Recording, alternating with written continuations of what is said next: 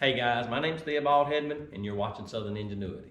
In today's video, I'm going to cover how to use a variable frequency drive or VFD to convert single phase power into three-phase power like I did for my milling machine. I'm going to go over some things that you'll want to consider before starting your project that can help you avoid a mistake that I made. And I'm going to show you how I wired everything up on my machine and programmed the drive. Now this particular drive is one of the HY series drives from Haunyang. More specifically, the HY02D223B. And so far, since I've had it running, I've had no problems whatsoever. However, getting it to run by trying to decipher the manual that it came with, that was another story. I had to watch a lot of YouTube videos and confer with some of the electrical professionals where I work to get everything figured out and running. So I wanted to make this video to share what I've learned and help others out there who are trying to do the same thing with this particular brand of drive. And we'll get started on that in just a minute, so don't go away.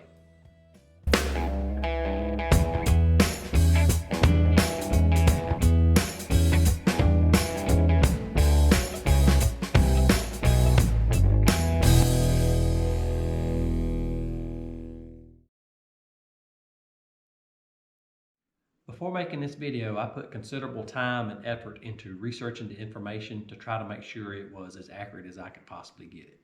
However, it may not be applicable to every single situation or scenario.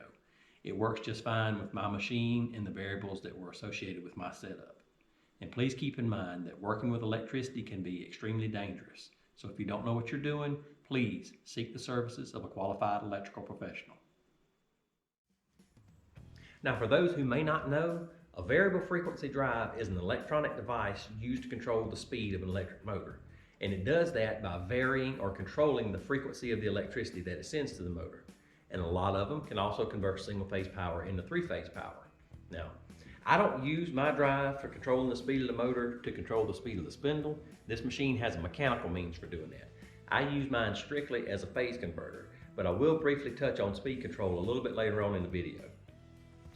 Now, there's a few things you're going to want to consider before starting your project. The environment to which your drive is going to be exposed, the compatibility of your motor with this particular setup, what size drive you're going to need, and you need to make sure you correctly size your supply wire and circuit breaker. You don't want a lot of excessive dust, moisture, or humidity causing your drive to malfunction. So if you have an environment like that, you're probably going to want to put it inside some sort of enclosure or housing. Now, my shop, there's definitely a lot of dust, a lot of grinding dust in particular, a lot of small, fine metallic particles. So I didn't want any of that getting inside my drive. So I didn't actually go out and buy an enclosure. I took an old storage cabinet that I had here in the shop, modified it, and made it into a housing to protect my drive. And if you'd like to see how I did that, there's a link to that video in the description. Now, for this setup to work, your motor's going to have to be able to run on 240 volts or less. The drive's not going to act as a transformer to increase the voltage for your motor. So you're going to be limited to no more than the 240 volts that you get from your breaker panel. Now, I actually had to change the motor that came on my machine when I bought it because it ran on 575 volts. Now, a lot of motors can be configured to run on multiple voltages. And if that's the case, the acceptable voltages should be indicated on the motor's nameplate. There should also be a diagram showing how to configure the wiring for each particular voltage.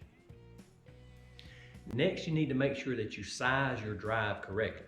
Now remember, we're using it to convert single phase power into three-phase power. Now, your motor is going to require a certain amount of current to run regardless. And in a normal three-phase system, it's supplied by 3 lines of power or 3 phases. So that basically means that your drive is going to have to work harder to supply a 3-phase motor from a single phase power source. You're going to have to oversize your drive. So to figure out what size drive you're going to need, you have to know how much current is going to be required. Look at the nameplate on the side of your motor and find the amp rating. Now, it may be listed as FLA, which stands for full load amps. It may be listed as FL amps, or it may just be simply listed as amps or the letter A. Now keep in mind that if your motor has multiple operating frequencies or voltages, you've got to be sure to use the values that are going to correspond with your setup. Once you found the amp rating for your motor, multiply it times 1.73, and this will give you the output current that your drive is going to have to be able to deliver. We'll use my motor for an example. My motor lists values for 200 and 400 volts at 50 and 60 hertz or cycles. Now it's set up to run on 208 volts at 60 hertz. So I take 6.5 amps and multiply it times 1.73. I get a value of 11.245 amps. So that means that the proper size drive should be rated to deliver at least this much current or more. I didn't know about this calculation when I purchased my drive, and as you can see from this sizing chart, my drive is slightly underrated from what I actually needed. I should have purchased a drive that was the next size up. Now, so far I haven't had any problems or issues with it, but if I do start to run into that, I'm just going to have to buy a bigger drive. And now that we know how much current is going to be required, we need to make sure that we correctly size our supply wire and our circuit breaker. Never use a supply wire that is underrated for the breaker that's supplying it. Doing so can cause a fire.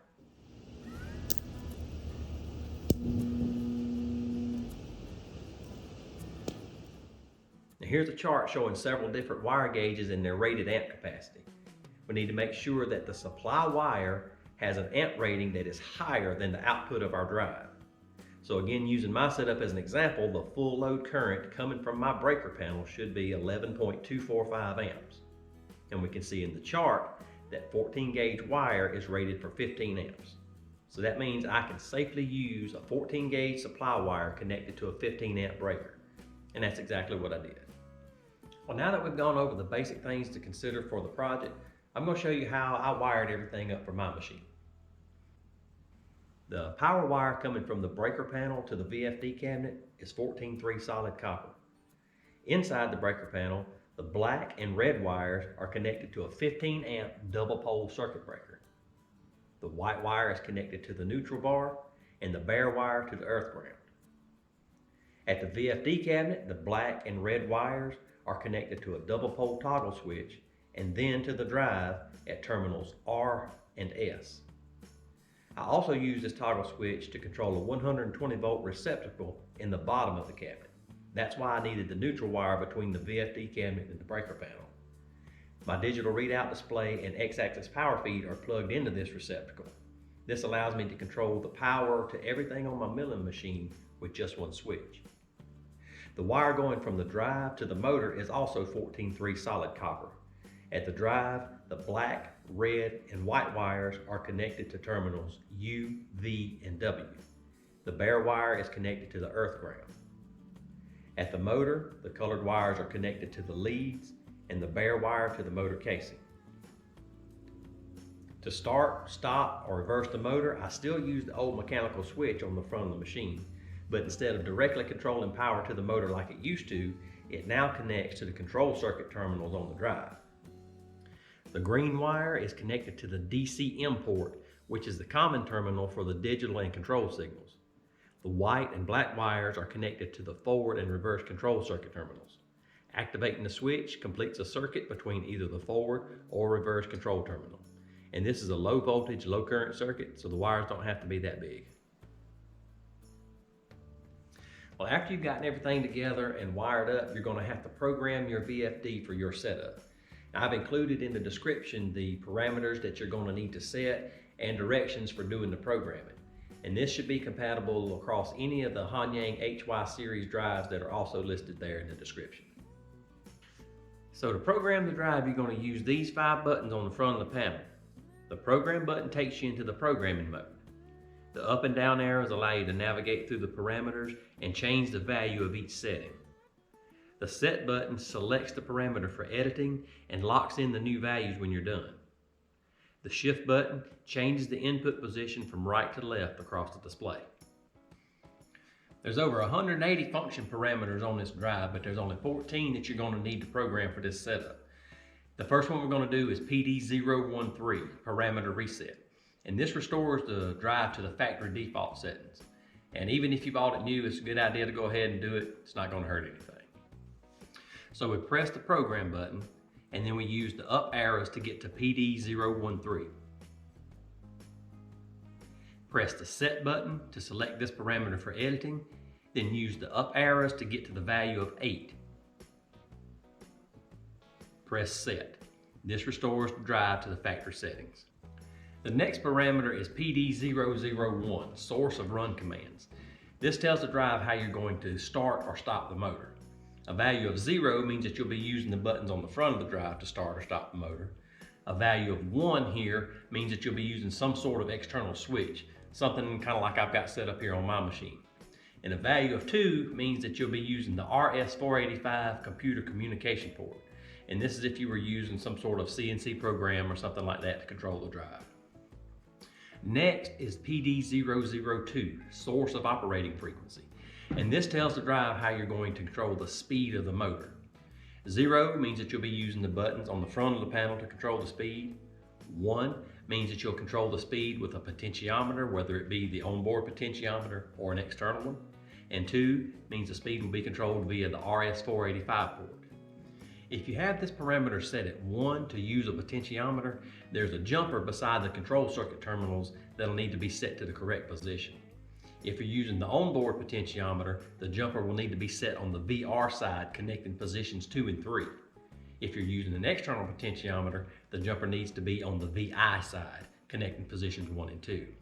And if you need to know how to wire up an external potentiometer, I found a YouTube video that gives a pretty good visualization of that, and I have it linked in the description as well.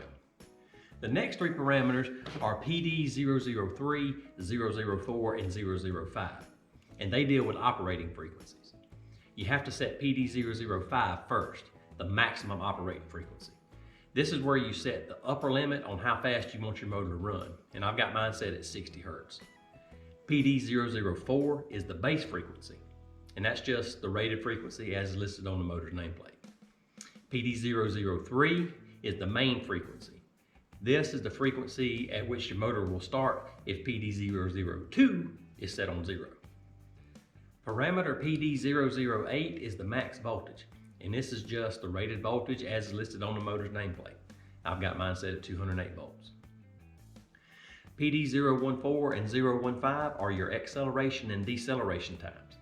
And you may have to experiment with this with longer or shorter times based on your setup, but mine works just fine with both of them set at 2.0 seconds.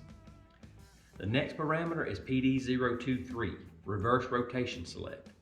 Now, this is a case to where if you don't want your motor to be able to be ran in reverse, you'd want to set it to 0. But if you want to be able to run it in either direction, then you set it to 1. Well, now we're going to jump all the way forward to parameter PD141. And that's simply the rated voltage for your motor as is listed on the nameplate. Then the next one would be PD142, and that's the full load amp rating as listed on the nameplate. PD143 is your motor pole number. This is where you have to list the number of poles that your motor has. If you don't know how many poles your motor has and you'd like to know how to calculate it, use the formula listed here at the bottom of the screen. But if you're not interested in how to do the calculation, just look at the chart on the right-hand side of the screen.